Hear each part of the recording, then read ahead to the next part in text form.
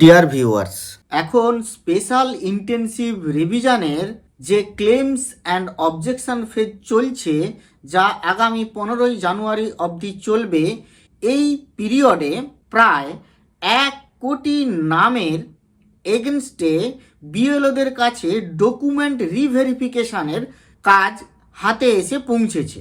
আপনারা নিশ্চয়ই এর আগে শুনেছেন, ড্রাফট রোলে ইলেকশন কমিশন অফ ইন্ডিয়ার এই স্পেশাল ইন্টেন্সিভ রিভিশনে এএসডিডি গ্রুপের ভোটার হিসাবে প্রায় 58 লক্ষের মতো নাম বাদ গেছে। বাদ দেওয়ার পরে যে ফাইনাল ড্রাফট লিস্টটা প্রকাশ হয়েছে, তার আবারও লজিক্যাল ডিসক্রিপেন্সিসগুলোকে রিভেরিফাই করা হচ্ছে। আমি একটি মোটামুটি হিসাব টানছিলাম, তাতে করে সেই হিসাবে প্রায় বুঝলাম যে 1 কোটির মতো কাছাকাছি নামের ক্ষেত্রে এই কাজটি করতে হচ্ছে সারা ওয়েস্ট বেঙ্গল ব্যাপী। কেন বলছি?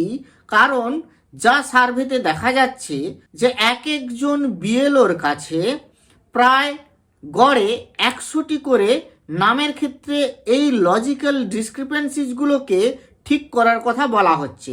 পশ্চিমবঙ্গে 80,681টি বুথ আছে। এই 80,681টি বুথে মোট 80,681 জন বিএলও তাহলে কাজ করছেন। সেই হিসেবে প্রায় যদি 80,000 সংখ্যাটাকে ধরি, তাহলে 80,000 গুণ 100 মানে 80 লক্ষ মানুষের ভোটারের নামের ক্ষেত্রে লজিক্যাল ডিসক্রিপেন্সিসগুলো এসেছে। এখন এদের ক্ষেত্রে তাহলে এই যে 1 কোটি নাম, এই 1 কোটি নাম 1 কোটি ব্যক্তিকে কি বিএলওরা হিয়ারিংয়ের নোটিশ ধরাবেন? এবং যে আশঙ্কা আগে থেকেই করা হচ্ছে যে প্রায় 2 কোটি নাম বাদ যেতে চলেছে, সেই আশঙ্কায় কি তাহলে সত্যি হতে যাচ্ছে? কারণ হিসেবটা মোটামুটি সেরকম জায়গাতেই যাচ্ছে। দেখুন, ড্রাফট রোল পাবলিশের আগে অবধি যে নাম ছিল, তারপরে ড্রাফট রোলে সেই 58 লক্ষ নাম বাদ গেছে। অঙ্কটা কিন্তু খুব ছোটোখাটো কিছু নয়। এরপরে যে আবার ডিসক্রিপেন্সিসগুলোর কথা বলা হচ্ছে বা শোনা যাচ্ছে, তাতে যদি 1 কোটি নামের প্রত্যেকেরই এরকম ভুল ধরা পড়ে এবং সেগুলো যদি বাদ যায়, তাহলে প্রায় তো এখানেই হিসাব অনুযায়ী 1.5 কোটি নাম বাদ যাওয়ার কথা। কিন্তু তাই কি হতে চলেছে? আসল বাস্তবটা কি? আজকে আমরা জেনে নেব যে সত্যিটা কি। দেখুন, এখনো পর্যন্ত যা খবর পাচ্ছি, তাতে এই যে লজিক্যাল ডিসক্রিপেন্সিসগুলো এসেছে, এগুলি বেশিরভাগ ক্ষেত্রেই নামের বানানে ভুল, এবং এর সব কাজটাই কিন্তু টোটালটাই বিএলওদের ঘাড়ের উপরেই বর্তাচ্ছে। এটা ভোটার অবধি পৌঁছাবে না বলেই মনে হয়, কারণ এখনো পর্যন্ত ফাইনাল কোনো নির্দেশিকা আসেনি। জাস্ট নামগুলো বিএলওদের অ্যাপে বিএলওদের হাতে এসেছে এবং এর সাথে একটি আন্ডারটেকিং ফরম্যাট দেওয়া হয়েছে, যেটি তাদেরকে প্রিন্ট আউট করে ফিল আপ করে স্ক্যান করে আবার আপলোড করতে হবে। এই আন্ডারটেকিং বিএলওরাই দিচ্ছেন এবং তারা বলছেন যে আমি সব খতিয়ে দেখেছি এবং তাতে নামের এই বানানের ভুলের জন্য বিশেষ কতকগুলি ক্রাইটেরিয়া আছে, অর্থাৎ নামের বানান সংক্রান্ত আর কি, সেই ক্রাইটেরিয়ার এইগুলো গলতের জন্যই এই লজিক্যাল ডিসক্রিপেন্সিসগুলো হচ্ছে। এই মর্মে তাকে আন্ডারটেকিং দিতে হবে। তাহলে তিনি যেহেতু আন্ডারটেকিং দিচ্ছেন যে এই কারণেই এই লজিক্যাল ডিসক্রিপেন্সিসগুলো উৎপন্ন হচ্ছে, তাই এক্ষেত্রে এই নামগুলিও ভোটার অবধি পৌঁছবে না। অর্থাৎ এই নামের এগেনস্টে ভোটার জানতেই পারবেন না যে তার আসলে কি ভুল ছিল।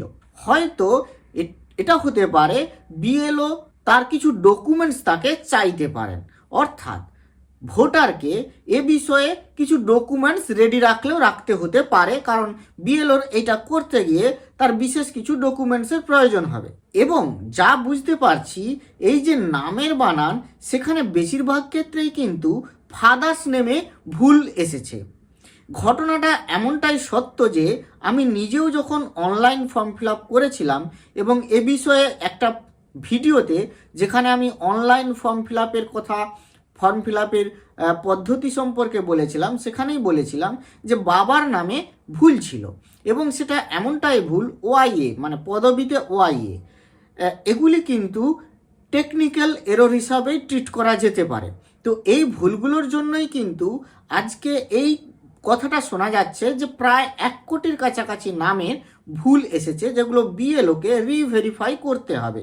এবং এই নামের ভুল হওয়ার কারণটাও খুব স্বাভাবিক, কারণ 2002-এর যে ভোটার লিস্ট ছিল সেই ভোটার লিস্ট ছিল বাংলাতে এবং সেটি একটি রিটিন ফরম্যাটে ছিল, পিডিএফ ফরম্যাটে। তার ডেটাবেস অর্থাৎ সফট ডেটাবেস কিন্তু কোথাও রাখা ছিল না, ফলে তাকে তড়িঘড়ি ডিজিটাইজড করাতে কিছু ভুলভ্রান্তি হয়েছে এবং এই কিছুটা কম সংখ্যক হয়নি।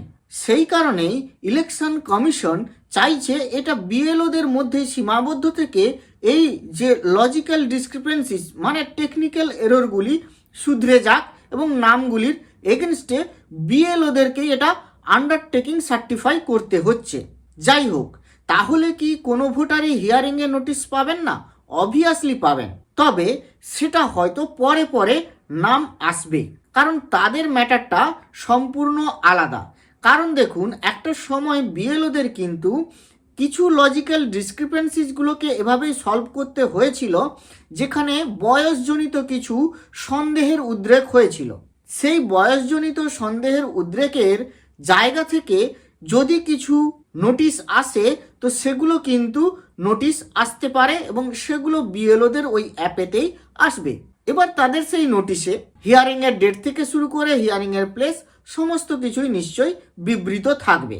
তাহলে মোদ্দা কথা হলো, এই যে এত নামের ভুলের যে প্যানিক সৃষ্টি হয়েছে, সেখানে এই প্যানিক নিয়ে থাকা উচিতই নয়, কারণ 1 কোটি নামের ডিসক্রিপেন্সিজ এলেও এগুলো কিন্তু ভোটার তক পৌঁছবে না, এগুলো এখানেই মিটমাট হয়ে যাবে, যা বিএলও পর্যন্ত সীমাবদ্ধ থাকবে।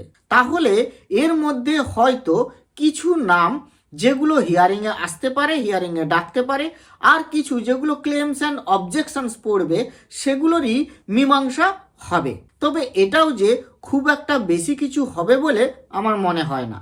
তাই মোটামুটি একটা রাফ হিসাব করলে বলা যেতে পারে প্রায় 60 লক্ষের মতো নাম হয়তো বাদ যাবে। যেটা 58 লক্ষ ছিল, ওই 58 লক্ষ নাম বাদ গেছে। বাকি আর ধরুন 5 লক্ষ কি 10 লক্ষ হয়তো নাম বাদ যেতে পারে, আমরা যদি ম্যাক্সিমাম ধরি। এর বেশি মনে হয় বাদ যাবে না। যাই হোক, কি হয় সেটাই এখন দেখার, কারণ কত ক্লেমস অ্যান্ড অবজেকশনস পড়বে এবং কতগুলি বয়সজনিত সন্দেহকে শুধরানো যাবে না, ভুয়ো জমা পড়েছে, সেগুলো ডিপেন্ড করবে ভবিষ্যতের উপরে। তো দেখা যাক আগামী দিনে কি হয়। তো আজ এই পর্যন্ত। ভালো থাকবেন, সুস্থ থাকবেন, ধন্যবাদ।